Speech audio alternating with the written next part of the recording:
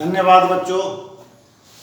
आज 10वीं कक्षा के लिए राम लक्ष्मण परशुराम संवाद की चर्चा करेंगे। पिछली कक्षा में भी हम इसकी भूमिका के तौर पर आपको उस प्रसंग को उद्धृत किया था जिसमें परशुराम जी को जब यह पता चलता है कि शिव के धनुष को किसी ने तोड़ दिया है तो वे महेंद्र पर्वत से चल कर जनकपुर आते हैं और फिर जब उस सभास्थल पर शिव के धनुष की दुर्गति देखते हैं तो उन्हें गुस्सा आता है। इधर क्या हुआ इसकी चर्चा हम पिछली कक्षा में कर चुके हैं। जब सभी राजा शक्तिहीन हो गए, उदास, निराश, हताश हो गए, कोई भी धनुष को उठाने की जगह उसे हिला तक नहीं सके, फिर जनक ने निराशा भरी बातें सभा में कही जिससे आक्रोशित होकर लक्ष्मण ने जनक को भला बुरा कह दिया। भला बुरा कहने का मतलब कि उनके नाम में कोई विशेषण नहीं लगाकर सीधे जनक कहा। कही जनक जस अनुचित वाणी विद्यमान रघुकुल मणि जानी। अपने भाई के लिए रघुकुल मणि राम कहा और जनक के लिए केवल जनक कहा। ये जनक का सरासर अपमान था। जनक को ग्लानि हुई, पश्चाताप हुआ। उन्होंने घोषणा की कि मुझे किसी को अपमानित करना उद्देश्य नहीं था, तो मैंने ऐसे ही यूँ कह दिया। फिर बात आगे बढ़ती है। ये विश्वामित्र जो राम और लक्ष्मण के गुरु भी हैं, उन्होंने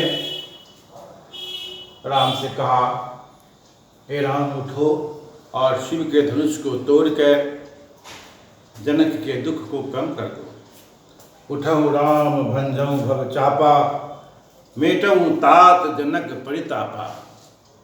और ऐसा सुनते ही, गुरु की आज्ञा मिलते ही राम जी स्वाभाविक मुद्रा में उठे और सभास्थल पर पधारे। फिर धनुष के पास जाकर धनुष को प्रणाम किया, फिर गुरु को प्रणाम किया। गुड़ई प्रणाम मनई मन किन्हा अति लाघव उठाए धनु लिन्हा। अर्थात धनुष को इतनी कम ताकत लगा कर उठाए जिससे वह जैसे लगा कि वह फूलों के हार उठा रहे। फिर प्रत्यंचा चढ़ाने के क्रम में धनुष दो भागों में बट गया और धनुष की टंकार से, टूटने की आवाज़ से, जैसा कि मैं कह चुका हूँ, परशुराम जी जनक दरबार में पहुँच गए। जनक दरबार में पहुँचते ही उन्होंने भीड़ देखी और भीड़ से पूछा, क्या बात है, यहाँ इकट्ठे इतने लोग क्यों हैं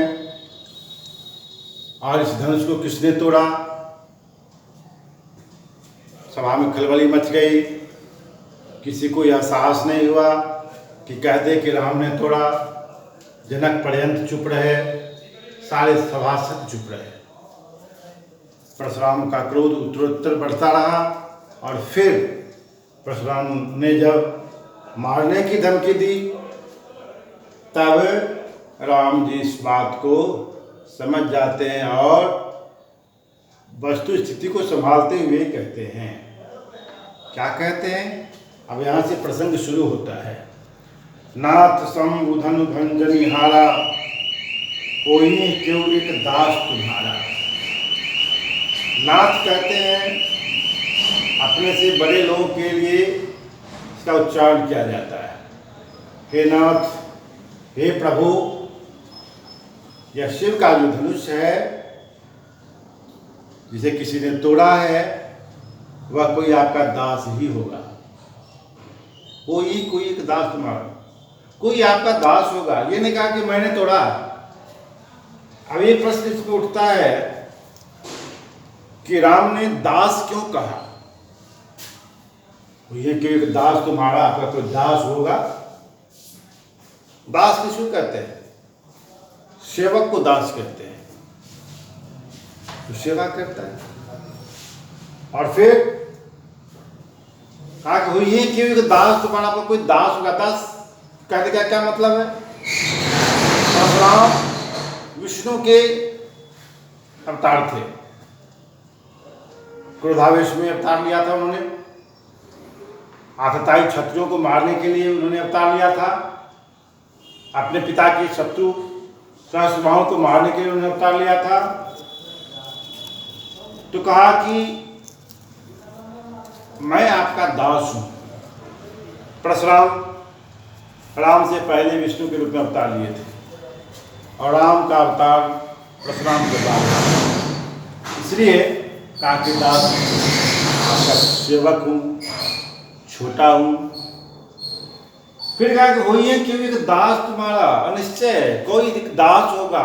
कौन दास है उसे स्पष्ट क्यों नहीं दिया है? खैर छोड़िए, कोई आपका दास होगा। आयसु का कहिए किन मोही। अच्छा, आप ये बात बताइए कि क्या आज्ञा है आपके लिए? माना कि किसी ने तोड़ दिया, लेकिन मेरे लिए क्या आज्ञा है? आयसु मतलब आज्ञा, का माने क्या। क्योंकि अवधि भाषा है, इसलिए शब्द को जानना आवश्यक है। आयसु का कहिए किन मोही, हे प्रभु मेरे लिए क्या आज्ञा है? आप आज्ञा तो करिए। इतना सुनना था कि सुनि रिसाई बोले मुनि को ही। इतना सुनना था कि मुनि अर्थात परशुराम जी क्रोध पूर्वक बोले। को ही मतलब क्रोध पूर्वक। जब परशुराम ने कहा कि किसने तोड़ा, तो राम ने कहा कि आपका कोई दास तोड़ा होगा। फिर दास शब्द का उच्चारण सुनकर परशुराम जी क्रोधित होकर बोले, सेवक सो जो करे सेवकाई। सेवक का काम सेवा करना होता है, धनुष तोड़ना नहीं होता है। और अड़ी करनी सो करिए लड़ाई। अड़ी मन दुश्मन, और जो दुश्मनी करना चाहता है वह दुश्मनी करे, वह हमसे लड़ाई करे। दुश्मनी क्यों किया उसने? जिस किसी ने तोड़ा, क्या किया दुश्मनी उसने? तो उसके गुरु के धनुष को तोड़कर उसको, उस शिष्य को अपमानित किया है, इसलिए वह मेरा शत्रु है। इसलिए शत्रु को लड़ाई करनी चाहिए।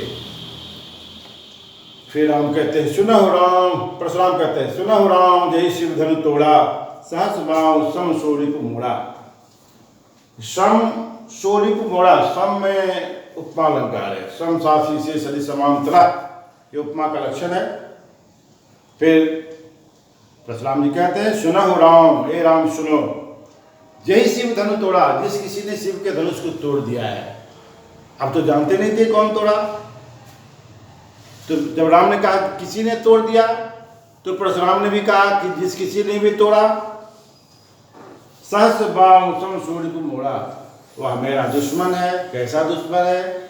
जैसा मेरा दुश्मन सहस्त्रबाहु था। सहस्त्रबाहु की कथा है, हम कथा को फिर कभी अगली कक्षा में बताएंगे।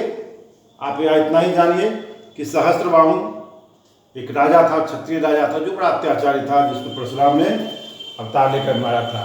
सहस्त्रबाहु ने परशुराम के पिता जमदग्नि की हत्या कर दी थी और उनकी गाय को जबरदस्ती अपहरण करके ले गया था। तो सहस्त्रबाहु सम सोरिप मोड़ा, हे राम, जिस किसी ने शिव के धनुष को तोड़ा है वह मेरा दुश्मन है।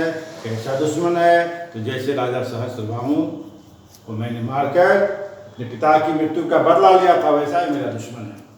सो बिलगाओ बिहाय समाजा, नत मारे दे हे सब राजा। इसलिए जिस किसी ने भी तोड़ा, अभी तक परशुराम यह निश्चय नहीं कर पाया, या उन्हें जानकारी नहीं मिली कि किसने तोड़ा, यह अभी सब अनिश्चयवाचक नहीं चल रहा है। तो परशुराम कहते हैं सो बिलगाओ बिहाय समाजा, न तो मारे दे हे सब राजा। इसलिए उसको, किसको? जिस किसी ने तोड़ा था उसको इस समाज से अलग करो। यह वह कौन सा व्यक्ति है जिसने शिव के धनुष को तोड़ा है? इसलिए मैं कहता हूं तो सुन लो और उस व्यक्ति को इस सभा से अलग करो। अगर अलग नहीं करोगे तो क्या होगा? न तो मारे जाइए सब राजा, नहीं तो मैं सभी राजाओं को मार दूंगा। एक के बदले सभी मारे जाओगे। ये धमकी या थ्रेटनिंग है परशुराम की। सुनि मुनि बचन लखन मुस्काने, लक्ष्मण की बारी आ जाती है। राम इतना कहकर चुप हो जाते हैं। और एक प्रश्न है इसमें जो इस बार आया है बोर्ड में कि राम का कौन सा व्यक्तित्व आपको अच्छा लगता है? तो शांत गंभीर व्यक्तित्व, शांत प्रवृत्ति, जिसमें परशुराम से बात करने की जो एक सहज प्रवृत्ति है, जो सहजता है, उसके बारे में राम के धीर गंभीर स्वभाव का पता चलता है। अब यहाँ लक्ष्मण जी अब इस विवाद में कूद पड़ते हैं। सुनि मुनि बचन, सुनि मुनि में अंत्यानुप्रास है, सुनि हर्षिका मुनि हर्षिका दोनों में अंत्यानुप्रास अंत में अनुप्रास है। सुनि मुनि वचन लखन मुस्काने, लक्ष्मण जी परशुराम के वचन को सुनकर मुस्कुराने लगते हैं।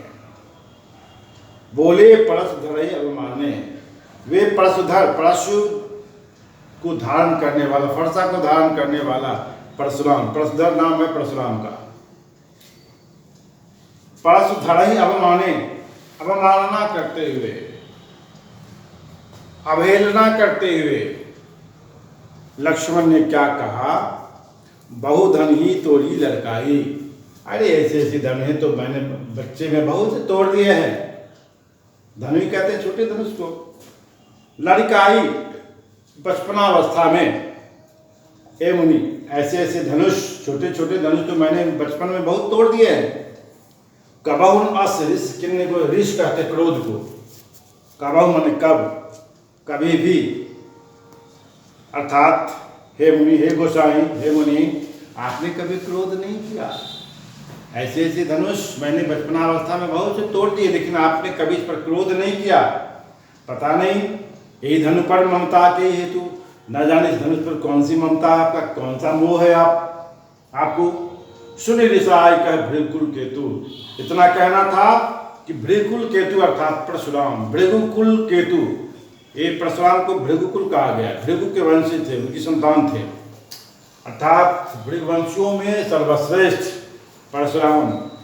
सुनि ऋषाय, ऋषाय मन क्रोध करके, कह भृगुकुल केतु अर्थात परशुराम ने कहा, क्या कहा लक्ष्मण से? रे नृप बालक कालवश, बोलक तो ही न संभाल। ए नृप बालक, नृप कहते राजा को, ए राजा के लड़के, तुम काल के वश हो गए हो, अर्थात तुम काल के गाल में समाने की स्थिति में हो गए हो। बोलक तो ही न संभाल, तुम संभल कर नहीं बोलते हो। तुम्हारी क्या औकात है, तुम्हारी क्या अवस्था है, यह सब बिना सोचे समझे तुम बोल रहे हो, अर्थात तुम संभल कर नहीं बोल रहे हो। तुम्हें क्या बोलना चाहिए, लेकिन क्या बोल रहे हो, इसे तुम्हें जानकारी होनी चाहिए। धनुष सम त्रिपुरारि धन, प्रश्न क्या, ये धनुष शिव का धनुष क्या धनु ही है? त्रिपुरारी, त्रिपुरासुर को मारने के कारण ये त्रिपुरारी कहला है। त्रिपुर का अरि मान ईश्वर, ये त्रिपुरारी धनुष जो है, और त्रिपुरासुर को मारने के बाद ही यह धनुष वहां रखा गया था, अर्थात त्रिपुरासुर को मारने में इस धनुष का प्रयोग हुआ था। फिर परशुराम कहते हैं या तुम्हें धनुही लग रही है? शिव के धनुष को धनुही कहते हो? विदित सकल संसार, इस धनुष को तो सारा संसार जानता है, केवल मैं ही नहीं जानता हूं। अर्थात इस संसार में ऐसा कौन सा प्राणी है जो शिव के धनुष को नहीं जानता है, और तुम इसे धनुही कहते हो? अब इसके आगे हम अगले चौपाई के बारे में बताएंगे। तब तक धन्यवाद।